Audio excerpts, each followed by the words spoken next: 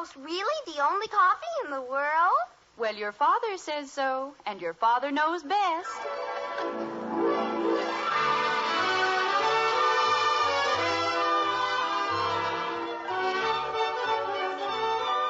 Yes, it's Father Knows Best, transcribed in Hollywood, starring Robert Young as father.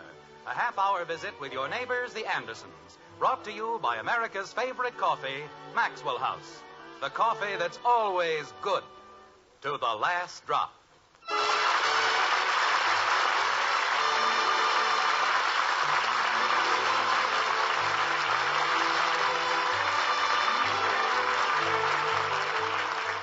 The 1st of April, some do say, is set apart for All Fools' Day.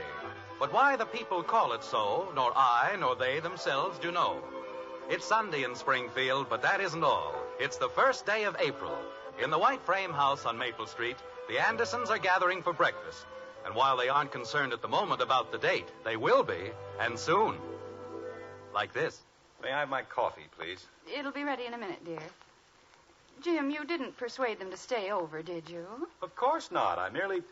Look, Margaret, it isn't every day we have a chance to entertain the district supervisor and the general manager of the whole division. I thought we entertained them quite well last night. Dinner at the townhouse, the dance at the club. Jim, you did ask them to stay over, didn't you? Honey, this is the first time Walter Craig has ever paid a visit to the Springfield office. And if I can show him a good time while he's here... Yes? Well, when he gets back to the home office, he's bound to say a good word for me. That's logical, isn't it? What is? Oh, good morning, dear. Breakfast will be ready in 2 seconds. Wasn't that ever a dance last night? You know, Margaret, that's a much more effective greeting than a plain old good morning, Mother, or even good morning, Father. Good morning, Mother. Good morning, dear. Good morning, Father. Good morning, Betty. Everybody happy? Just bubbling over. Good. Wasn't that ever a dance last night? Yes, it was ever a dance last night. Does that make you feel better? No coffee yet, huh? Not yet, dear. Oh. Well, I better shut up till he gets it. There's one thing you don't seem to understand. Me? Your mother. What don't I seem to understand, dear? In the business world, it isn't so much what you know as who you know. And if I make an extra good impression on Mr. Craig, well, there's no telling how far I can go with the company. Here's your coffee, dear. Thank you. That's why I want the children to be especially thoughtful and considerate this afternoon. All right, dear. Why don't you...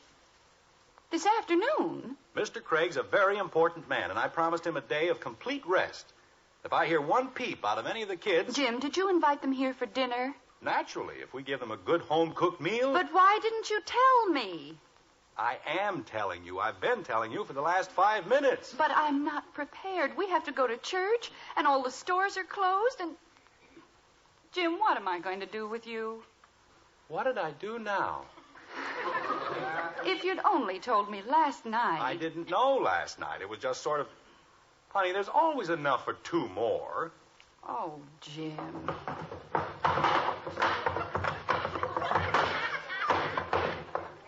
And that's another thing. While Craig and Buckley are here, I want Bud to stay on one floor. I don't care which floor it is, but he's not going to go up and down stairs. Good morning, everybody. Good morning, dear. Hi, Bud. This is one day we're not going to have his imitation of a buffalo stampede. Boy, something smells good. What are we having for breakfast? Pancakes. And I was here ahead of you, so get in line. Okay. Bud. Hey, look at the mouse. Oh, Bud, for crying out loud. Where is it? April Fool.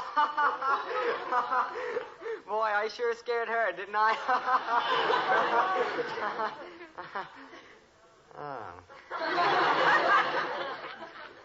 Bud, Yes, Dad? get the mop and clean up this mess. Oh, gosh, I didn't know she was going to jump on the table. Scaring people half to death. He knows how I hate things like mice. Bud, you can pick the worst times. Go ahead, genius. Start cleaning up. Holy cow. Jim, this is going to be one of those days. I can just feel it. This is not going to be one of those days. If I have to lock all the kids in the basement, I'm going to give Mr. Craig the quietest afternoon of his life. Daddy! Daddy! Oh, dear. Good grief. What's the matter, Kathy? Oh, Daddy, you ought to see what's in the bathroom.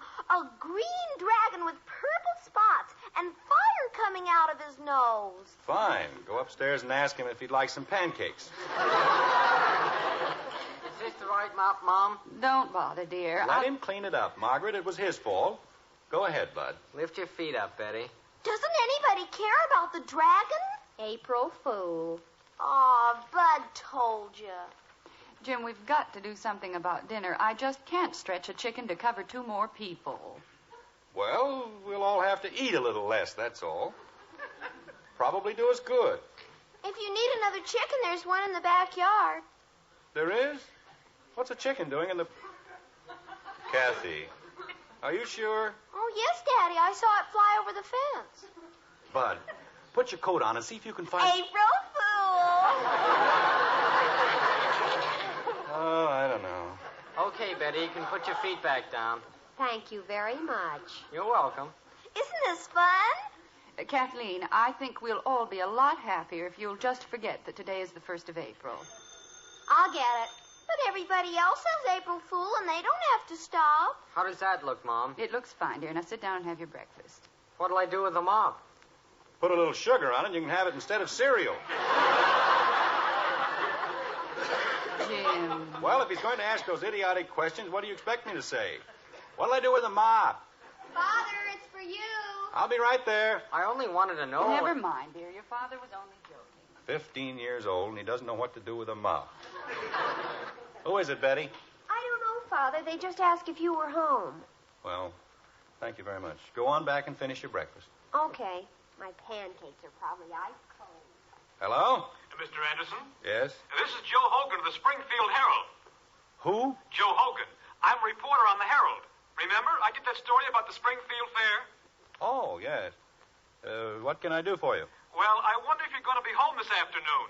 I'd like to come out with a photographer. What for? There isn't any... Oh. Well, sure, Mr. Hogan. You come right ahead. 2 o'clock be all right? Sure, any time at all. Why don't you bring 2 or 3 photographers, just to be on the safe side? I think one will do fine. Well, see you later, Mr. Anderson. All right, Mr. Hogan. And a happy 1st of April to you, too.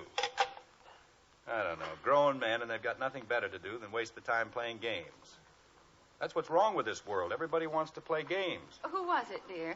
Oh, some character with a weird sense of humor. I'm supposed to get all excited about an interview so people can say April Fool. Daddy, What is it, Kathleen? Mommy says I can't say April Fool anymore. Well, tell you what we'll do, kitten. Suppose this once we don't pay any attention to your mother. Jim! After all, I'm the boss around here. What I say goes, and nobody else amounts to a row of pins. And let's have that understood. Father! Daddy! April Fool. Oh. Gosh. Well, how do you like it? Sounds pretty silly when somebody does it to you, doesn't it? I wasn't going to do it to you. I'll get it. Jim, you haven't eaten a bit of your breakfast. How can I? I have to keep answering the phone so my friends can have fun. This is probably Harry Truman inviting me to have dinner at the White House. Hello, Harry? Mr. Anderson? Oh, let's not be formal, Harry. Old kid, just call me Jim. Mr. Anderson, this is Fred Benson of International Newsreel. I see. Would you like to come out here and take some pictures of me? You know, in a bathing suit or going over Niagara Falls in a barrel? As a matter of Well, fact... come right ahead and be sure to bring enough cameras. We want to do this thing right. Okay, Mr. Anderson. We'll be out this afternoon. That'll be fine. You won't have any trouble recognizing me. I'm the one with the 3 heads, win, place, and show. Characters. Now it's international newsreel. Jim, are you still on the phone? No, I'm good. Reed. Now look, Hello, Jim. who is this anyway? Jim Hathaway. Oh, I thought it'd be General Eisenhower at the very least. Who? Never mind, Jim. What's up? Don't give me that innocent routine. Why didn't you tell me? Huh? Lover boy? Look, Jim, I've had just about all I can take, and if this is your idea of a joke... A joke? Would I make jokes about the tender emotions of a lonely heart? What? Haven't you seen the morning paper? No, what about it? Take a look. Lover boy. Jim, what's all this... Jim? Jim? Oh, fine. Jim, will you please come in and eat your breakfast? Not until I've seen the paper. Where is it? It's right in here. Oh. Well, if you're going to hide it like that. Jim Anderson, I don't know what's gotten into you this morning. I've cooked 5 batches of pancakes. Where is it, honey? The paper's right there on the stool, but why can't you wait until you've had your pancakes? It'll only take a second, Margaret. Jim Hathaway said there was... Holy jump. Margaret, look at this. Look at it. What? What is it, Father? All over the front page, Springfield man wins Great Love Letter Award. We did it! We did it! Holy cow, Dad. What'd you want to do a thing like that for? Oh, Mommy, we did it! Father, isn't it? Just a minute. Kathy, what do you mean, we did it? Well, didn't we? I don't know anything about it. I never entered any contest, and I never wrote any love letters. Well, let me see it, dear. Mr. James Anderson of 607 Maple Street. It's a lie. The whole thing is a monstrous lie. Maybe it's April Fool. That's what it is. April Fool. This is somebody's idea of a big joke, and when I get my hands Jim, on him... this isn't a joke. Listen. Last night I sat neath a star-swept sky, and the breeze kept sighing your name, Margaret. It picked its way through the rustling boughs, and 1,000,000 leaves took up the chant, Margaret. Why, Jim, this is one of the letters you wrote to me when we were engaged. Father! Holy cow.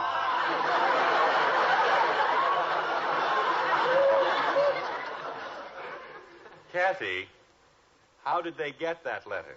Letter? The one your mother was just reading. Oh, that letter. Well? I sent it to him.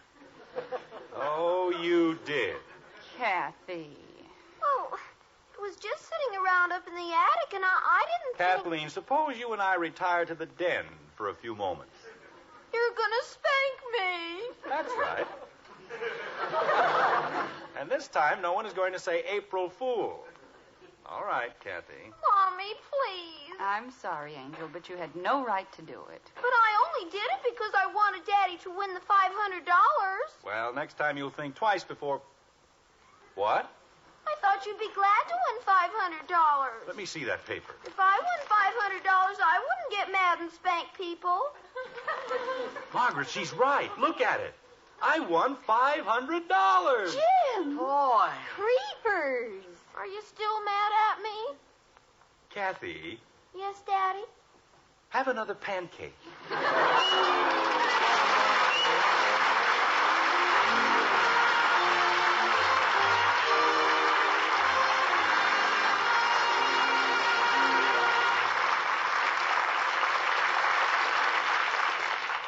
Well, now, who would ever have thought a father is a great lover? It just goes to show, ladies, never underestimate the man you married. He's so much more than just your husband. For example, he's also the world's greatest coffee expert. Well, that's a fact. The ranking authority on truly good coffee is that man of yours. Now, it's true we're called experts, too. More people buy our Maxwell House coffee than any other brand. But when you brew the coffee and pass the cups, the only expert who counts is your husband.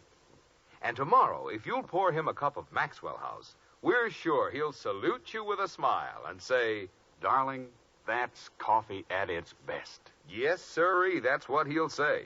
In fact, we'll return your money if he doesn't. We're that sure he'll enjoy our coffee.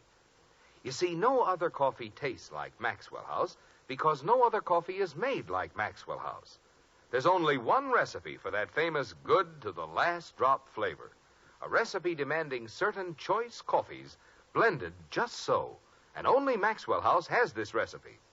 So tomorrow, serve Maxwell House to that man of yours. If he doesn't say best coffee ever, just send us the can, an unused portion, and we'll gladly refund the price you paid. Our address is right on every familiar blue tin. Yes, let your coffee expert be the judge. Tomorrow, fill your husband's cup with Maxwell House. The one coffee that's always good to the last drop.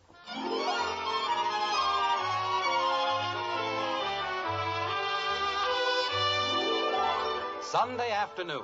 That's dinner time in Springfield, which makes it chicken and dumpling time for the Andersons. 5 Andersons, Jim, Margaret, Betty, Bud, and Kathleen. 2 guests, the Messrs. Buckley and Craig, and 1 puny little chicken. It's pretty rugged going. Yes, indeed. I've eaten chicken and dumplings before, Mrs. Anderson, but never like this. Thank you, Mr. Craig. I haven't had a Sunday dinner like this since, well, it's so far back I can't even remember. Well, how about another helping, Mr. Craig? There's quite a bit left. Well, if you're sure there's plenty, No, I'd better not. I don't want to make a pig of myself, you know. Phil? Thank you, Margaret. Don't mind if I do. Make a pig of yourself. Try some of the biscuits, Phil, while they're still hot. Thank you. Well, what's the matter with you, Bud? You've got an appetite like a bird. Oh, Daddy says... Excuse me, I guess something went down the wrong way. What were you saying, dear? Daddy says insurance is the best policy. Well, that's very good. Did you hear that, Buckley? Insurance is the best policy. Oh, yes. Very good indeed. May I have the butter, please? Here you are, Mr. Buckley. Thank you, Betty. You know, W.C., I was saying to R.L. just the other day... I'm worried about your son, Jim. Growing boy like that ought to eat more. Well, he's all right, Mr. Craig. Don't you like chicken, Bud? Oh, sure. I'm just not hungry, that's all. I had a big dinner. Yesterday. Betty? Oh, no thank you, Mr. Craig. I'm on a diet, sort of. That's very strange. The way you went through your food last night. Well, this is a different kind of a diet. You eat every other day. Oh, I see. Makes it very handy on the budget. Doesn't it, Margaret?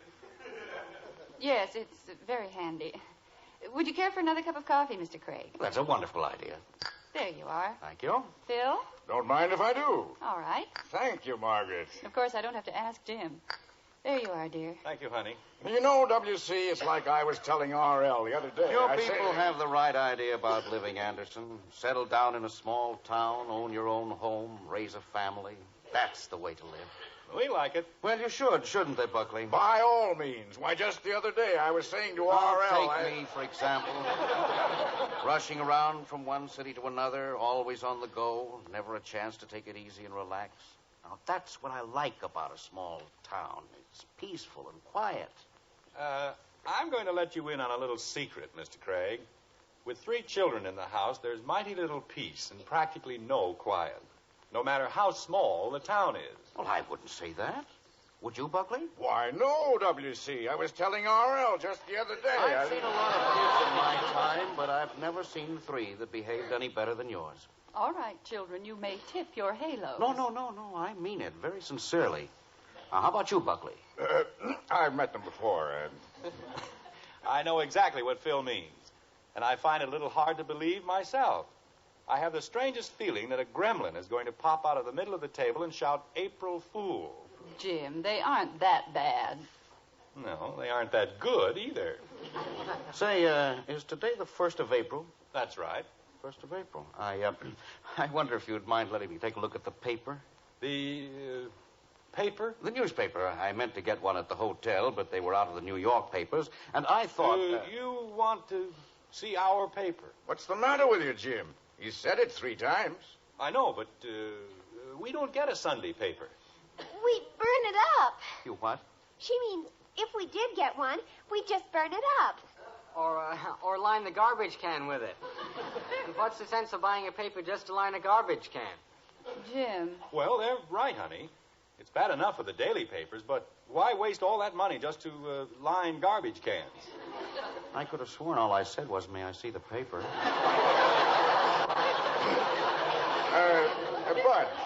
But why don't you run down to the drugstore like a good lad and get Mr. Craig a newspaper? The drugstore? Yes, or the market, or the cigar store, or wherever you buy papers in Springfield. You buy them at the drugstore. Well, then, why all the... Not the Sunday papers, Phil. They don't carry the Sunday papers. Why not? They sell them all on Saturday. What? She means the early editions. You know how it is, Phil. They get the early editions on Saturday. But they don't have anything in them, except the comics. And you wouldn't want the comics, would you? Why, we've got them, and they aren't even comical. Kathy. Well, some of them aren't. Somehow I get the impression that I'm not supposed to see the newspaper. Oh, no! Well, you see, we just thought, how about another cup of coffee, Mr. Craig? Oh, I haven't touched this one. That's fine. You'll have one, too, won't you, Phil?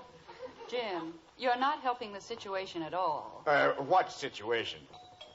Oh, dear. Well, you see, Phil, we felt that with you and Mr. Craig being here, don't bother about the doorbell, Bud. But I have to answer. No, you don't. Just sit down. But it was the front door, and I always have to see... I said sit down. If you don't answer it, maybe they'll go away. Holy cow. How about another cup of coffee, Mr. Craig? Henderson, don't they generally answer doorbells in Springfield? Oh, yes, but we're not expecting anyone, and they've probably got the wrong house. It happens all the time. I see. I'm glad somebody does. Jim, you're going to have to do something about that door. Anybody have any suggestions? Answering it might be an idea, unless that seems too simple. Want me to see who it is, Dad? No, I better go. Probably just somebody selling something, or something. You know, W.C., I was telling R.L. just the other day. April Fool. They would have to pick a day like this to call up about interviews and newsreels, and I'll be lucky if I don't get fired. Well, hello, Mr. Anderson. I'm Joe Hogan of the Springfield... Look, Mr. Hogan, I know I told you to come out here, but, well, things have happened in the meantime, and... that's okay. Come on in, Irwin. Okay, Joe. Now, just a minute, Hogan. I just finished telling you... Go ahead, Irwin. Sit up in the living room. We'll be right with you. Okay, Joe. Hogan. This is a great thing for you, Mr. Anderson, and for Springfield. I'm trying to talk the editor into doing a whole series, The Great Romances of History, as seen through the eyes of Springfield's greatest lover. Oh, now, wait a minute. Jim? I'll be right in, honey. Is everything all right? Oh, sure. Everything's fine. No, it can't be. Busy little place, isn't it? Isn't it? Look, Hogan, can't you go away and come back later, like next month or next year? Or... Aren't you going to answer the door? Never mind the door. Hogan... You're a public figure, Mr. Anderson. You can't hide your light under a bushel basket. Oh... Mr. Anderson, I'm Benson of the International Newsreel. Hiya, Fred. Well, hello, Joe. Got here ahead of me, huh? Look, Mr. Benson... Okay, Lou, start bringing the stuff in. You want all of it? Now, never mind the dolly. We'll shoot it plain. Mr. Benson... Fred, I'm supposed to get my copy in by 4 o'clock. I won't be in your way. Where you set up? In the living room. Good background? Look, don't mind me. I just... Pardon me. I got to get this stuff through. Hey, Joe, I'm all set up. Fred, I need a hand on those cables. I can't drag them all in by myself. Well, I've got to talk to Mr. Anderson and... Hey, Joe, how about your guy giving Lou a hand? Sure. Hey, Irwin. Jim, what on earth is going on out there? You want me, Joe? What'd you say, Margaret? Come on here and give International a hand. I said, is everything all right? How about my pictures? What pictures, honey? Everything's fine, Mrs. Anderson. Now, let's see. We'd like to do a quick 2 or 3 minutes, Mr. Anderson, with your wife and your kids. How about the cables? Hurry up, will you, Irwin? Okay, Joe. And maybe a dog. You got a dog? They're great for human interest. Fellas, please. My boss is in there, and his boss is in there. Well, okay. I think a dog would be better, but if you want to stick the boss in... Well, see here, Anderson. You told Mr. Craig, Is this him? Phil, I'm sorry about this whole thing. I hadn't the faintest idea. You must be pretty proud, huh? Having a great lover like Mr. Anderson working for you. A what? Winner of the National Love Letter Award. That's who he is. Phil, I had nothing to do with it. I didn't even send in the letter. Anderson. What's going on out there, Buckley? W.C., this is the most outrageous thing I've ever heard of in my life. What is? What are you getting all upset about? Well, which one is he? Mr. Craig, I've been trying to explain to Phil. Mr. Craig, my name is Hogan of the Springfield Herald, and I want you to know that we're all mighty proud. Buckley, what are they talking about? It's Anderson. He won that Love Letter Award. He what? Mr. Craig, you've got to believe me. It wasn't my fault. Jim, what is it? What's wrong? Honey, Margaret, do you know what your husband has done? He's ruined the good name of the Cavalier Life and Casualty Company. That's what he's done. But, Phil, it was only... Now, just a minute, Buckley. W.C., I want you to know that I had nothing to do with this. I'm sure you didn't. Mr. Craig. What's everybody so excited about? Excuse me. Watch the lamp, Irwin. Okay. I'll see that a full report of this goes into the Home Office, and unless I'm very much mistaken... Anderson, don't pay any attention to him. I'm going to send the report in myself. But all I And did... I'm going to recommend you for a sizable bonus. I know, Mr. Craig, but... What? W.C. Oh, shut up. You see what this means? We've spent millions advertising Cavalier as the insurance company with a heart. Well, of course. but Now we can prove it. A Cavalier employee won out over thousands of lovers because of his great soul, his gentle humanity. Oh, no. Well, naturally, that's what I was going to say in my report. Oh, Jim. As a matter of fact, to bind even closer the ties between this great lover and the great company he represents, I shall be glad to take my place beside him in front of the newsreel cameras. You will? Oh, that'll be great, Mr. Craig. I still say a dog would be better. Well, as long as we're all in this together. Berkeley, Yes, W.C. go soak your head. Yes, W.C. Are you with me, Mr. Anderson? Absolutely, Mr. Craig.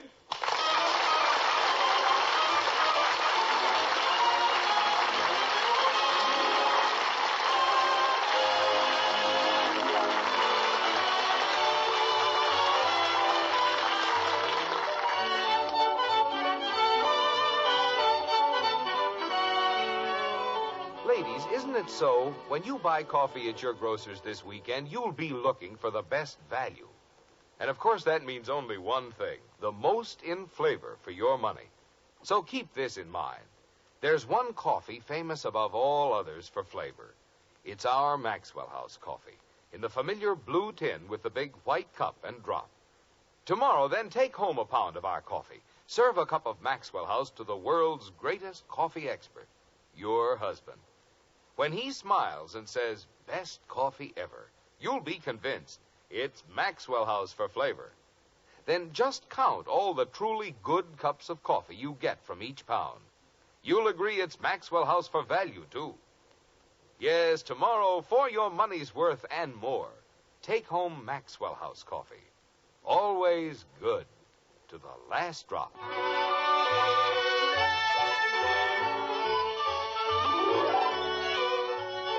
It's a short time later in the white frame house on Maple Street. And for the first time all day, everything is calm and under control. Seems strange, but that's the way it is. Like this. Mr. Craig, I don't know how to thank you for all you've done. Done? I haven't done anything, my boy. Nothing you haven't deserved, at any rate. I'd like to apologize for all that fuss we made about the newspaper. I understand. You wouldn't have any objection to my seeing it now, would you? Oh, no. The whole story is on the front page. Oh, that's not the part I'm looking for. Here we are, page 6. What's on page 6? Well, that isn't bad, is it? What isn't? There were over 10,000 entries in the contest, and I came in 14th.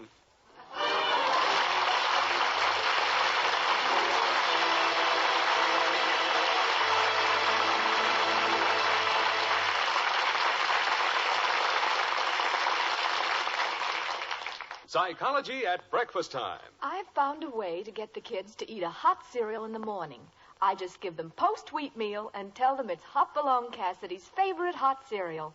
My, how they gobble it up. Yes, ladies, tell your children that post-wheat meal is Hopalong Cassidy's favorite hot cereal, and they'll eat it too. Post-wheat meal is chock full of solid whole wheat nourishment. It has a wonderful nut-like flavor, and it cooks in only 3.5 minutes. You'll see, you'll all agree, it's the best hot cereal you ever ate. Join us again next week when we'll be back with Father Knows Best, starring Robert Young as Jim Anderson, with Roy Bargy and the Maxwell House Orchestra.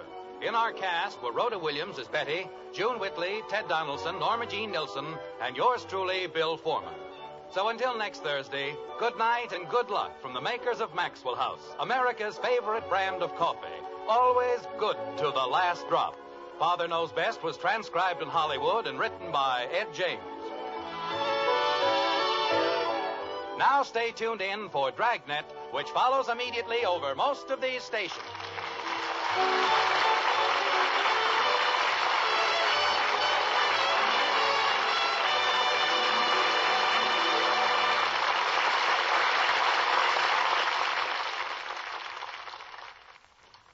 Hear exciting Dragnet.